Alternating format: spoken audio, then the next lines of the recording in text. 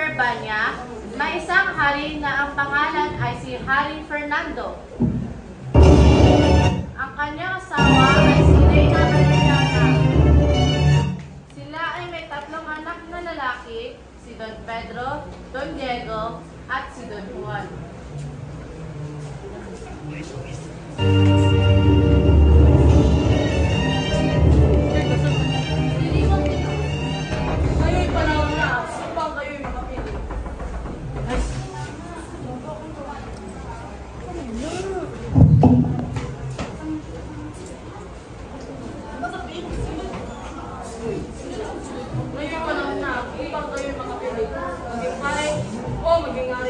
Magiging hari ng Verbania. Pinagsama natin ko kayo mga anak.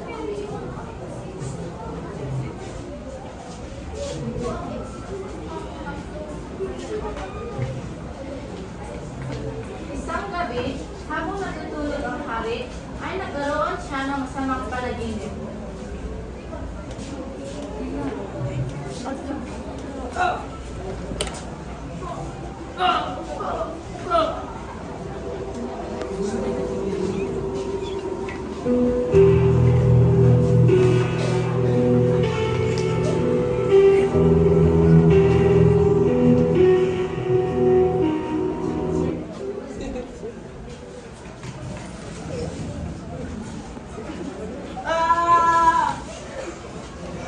Mahal ko, ano ba ang nangyari sa'yo?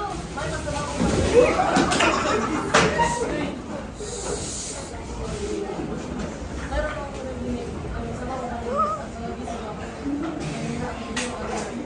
Bukas, itatawag ko ang lalaki sa kaharian upang may pagamal ka.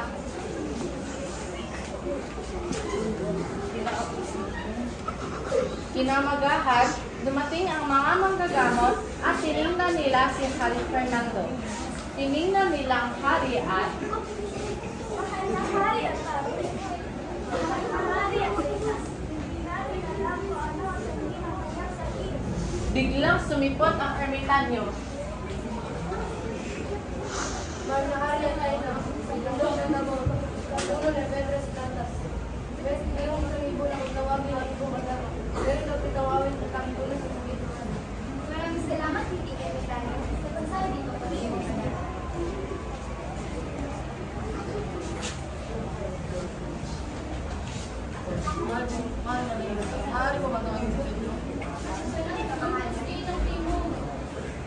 Tinawag na Reyna si Don Pedro at pumasok siya sa silid.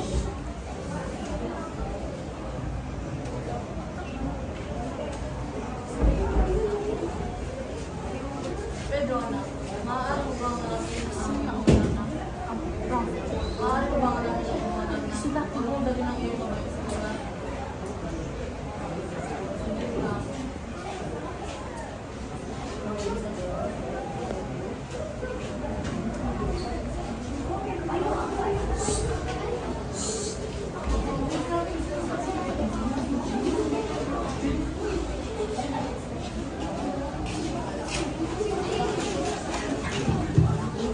Ngunit, sinuway ni Don Pedro ang utos ng hari at nagsimulang maglakbay. 3 buwan nang lumipas, 3 buwan na ang lumipas at bago pa siya makarating sa bundok Tabor, ay namatay ang kanyang kabayo. Naglakad na lang si Don Pedro at sa wakas nakita na niya ang makulay na puno ng Piedras Platas. Nagpahinga muna siya dahil sa kakaguran. Dumating ang ibong Agana at kumanta ng 7 beses.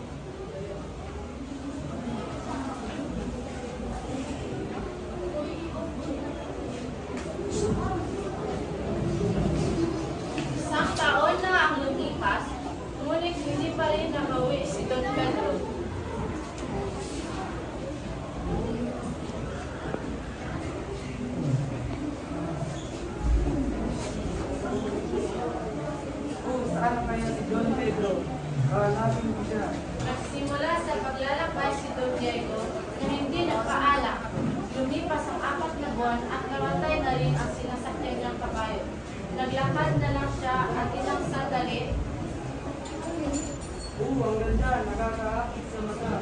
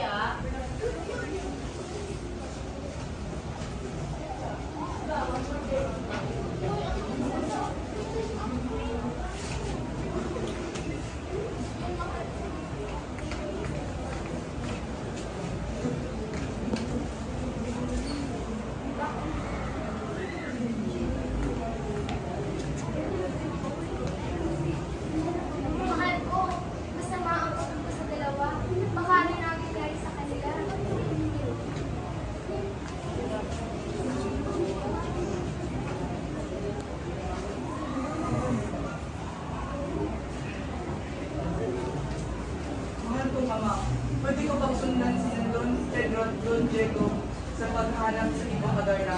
Ako na po magiging palagay ko ng pangangagawa. Ang wala ko rin. Hindi po pwede wala akong gagawin sa pagkawala ng aking mga kapatid. Hayaan niyo po akong sundan sila at hanapin ang mga iba't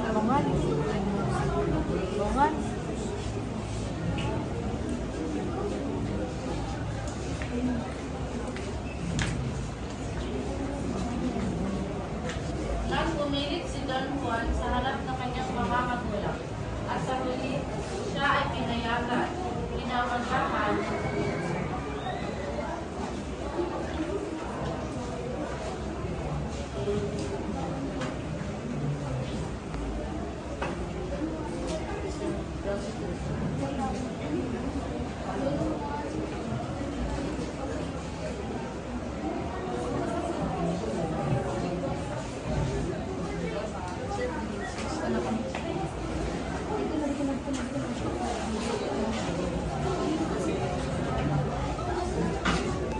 Paalam po, mahal ko ama. Ako po ay magugunan.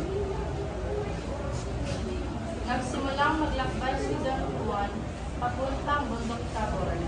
Hindi siya gumamit ng kabayo. Dala-dala niya ang 5 piraso ng abulakan. Maya-maya, may nakita siyang kamikanya.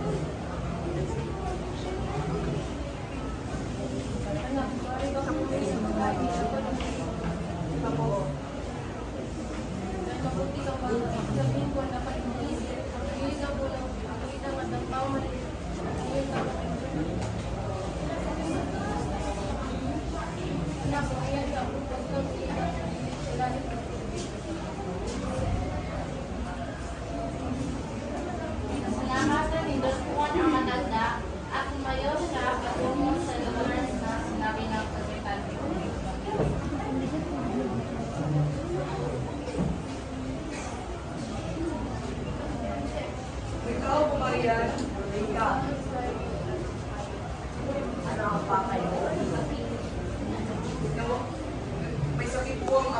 nawawala po ang dalawang kapatid. Punta po ako dito para pumunta sa bundok na walang namin ang huwagang po ng Diyos Gatas para ulitin ang Diyos ko na tinatawag ay ito madami. So,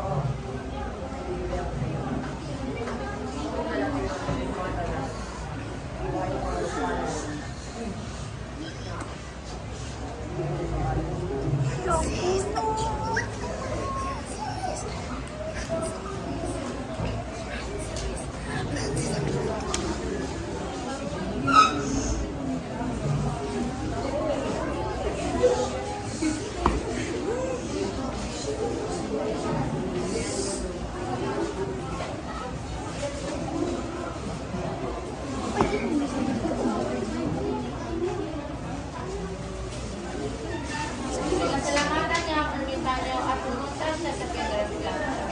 Sinunod niya ang lahat ng utos ng ermitanyo.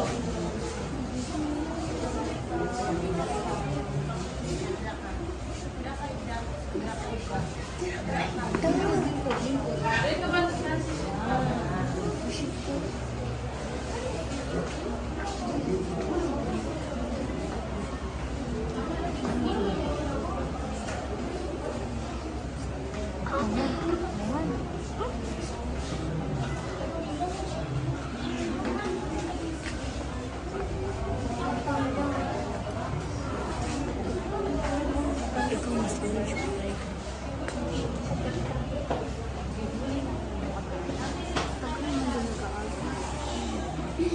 ba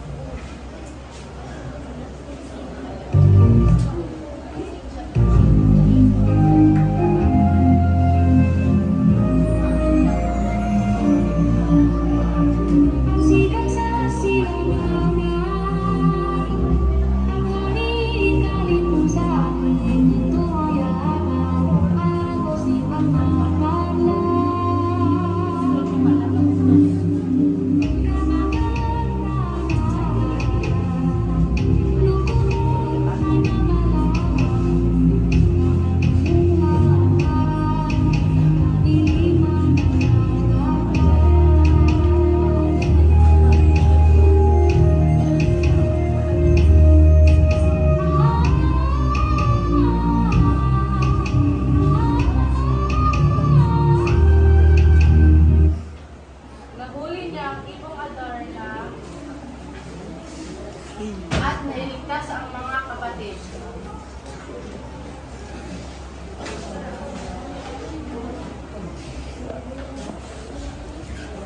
Habang pauwi, sila ay may masamang balak sa kanyang mga kapatid.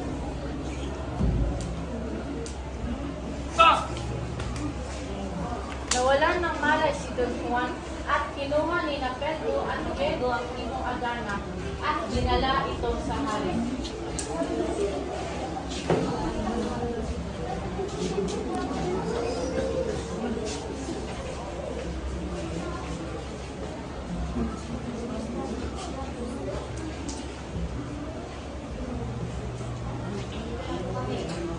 Saan si Don Juan?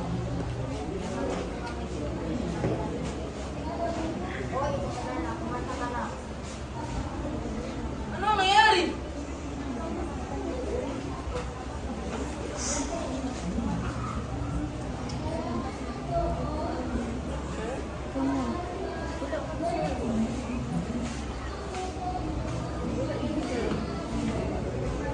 Alis na si Nena. Ulit, siya kapag-sakay si Guzman daw.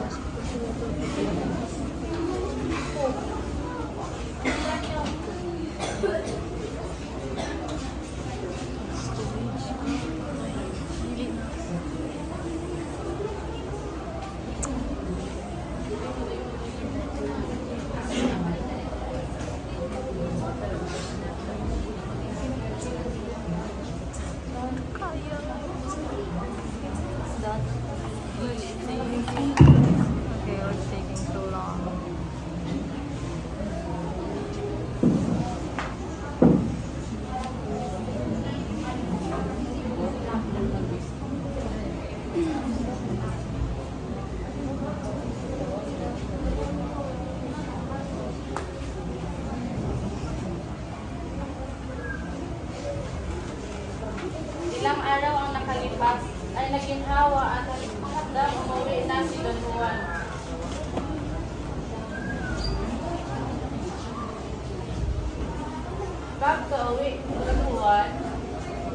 Caberbania,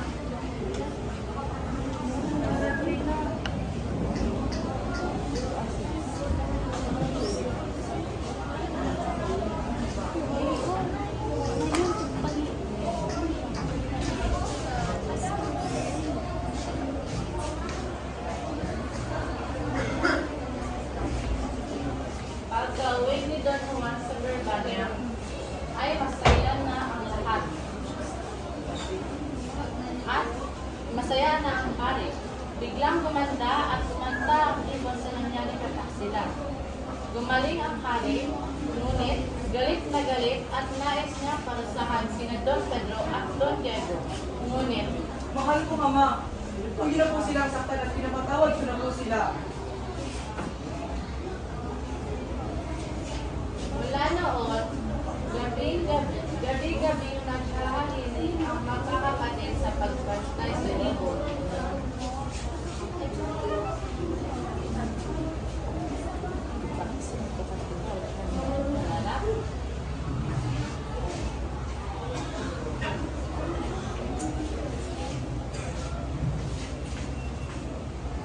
Isang gabi, hindi pa oras ni Don Juan, ngunit inisi siya ng kanyang mga kapatid para magbabantay sa ibon.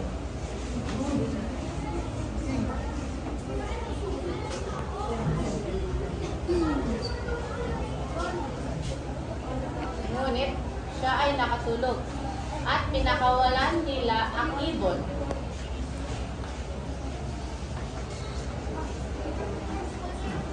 Pagkagising ni Don Juan, nagulat siya. Alam, nasa lang ibon. Gawin ito nilang Don Pedro. Aalis na lang ako para hindi ako magpagbintangan kinaumagahan.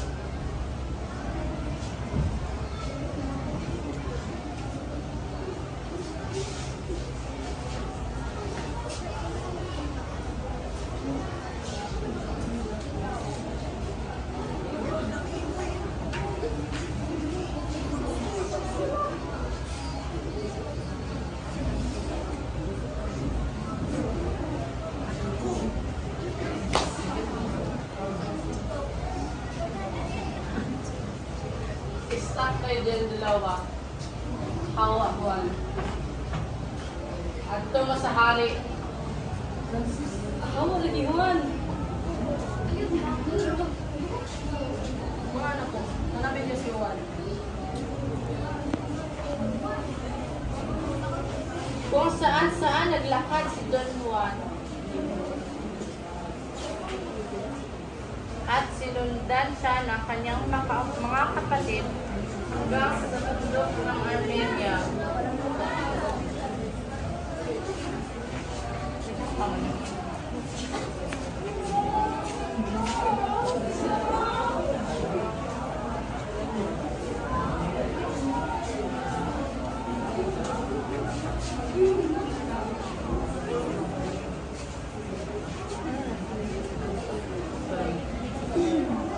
Sila ay namakha sa ganda ng bundok, kaya sila ay namasyal at natagpuan nila ang malinis na balon. Bumaba sila sa ilalim.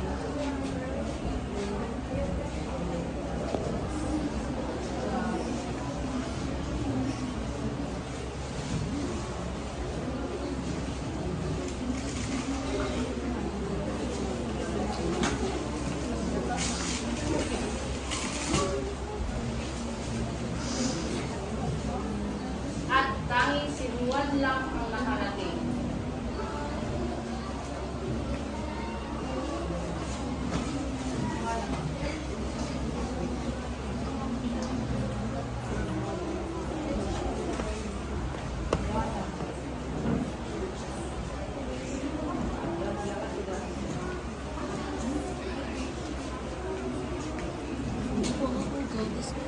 Let's see.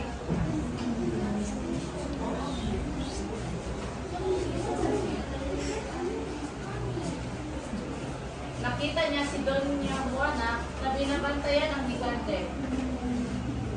Nais kong iligtas ang ibibinig niya sa mga pamamatay. Gusto ko mapakawalan ko ang kandiyan.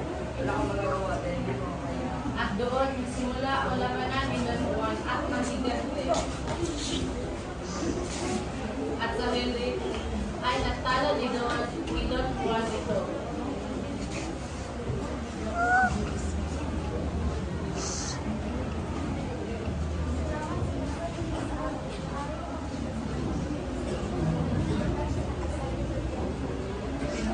Pinangako kong ililigtas ko ang kapatid mo.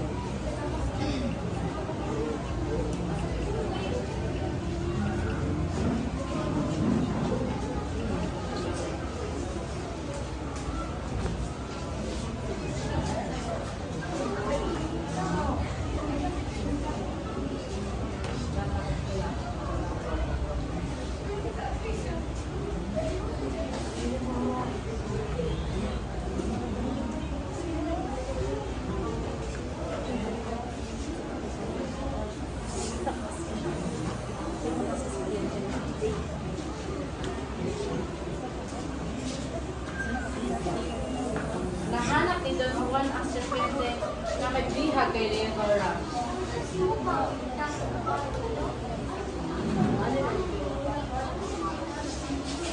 Nagsimula ang labanan ni Don Juan at ng serpente. At natalo niya ito at nailigtas ni Doña Leonora.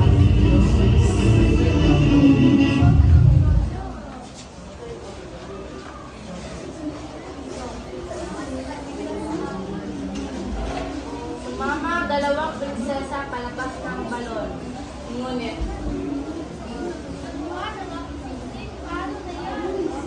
Ako nang bahala. nakita ni Don Pedro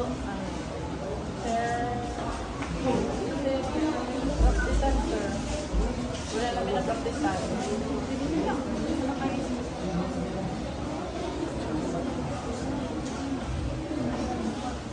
nakita ni Don Pedro at Don Diego ang pagsasama ni Don Juan at ang dalawang prinsesa at sila ay nainggit hanggang sa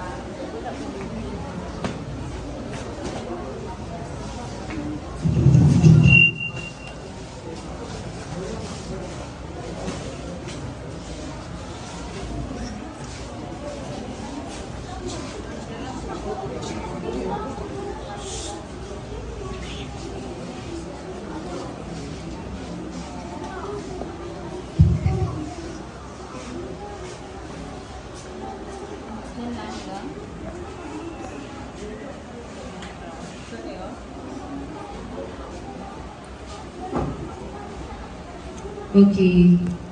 After sa actress diri sa gawas, wala man lang nag-ang exposure inyong prinsesa, no? Kaya wala man naka-practice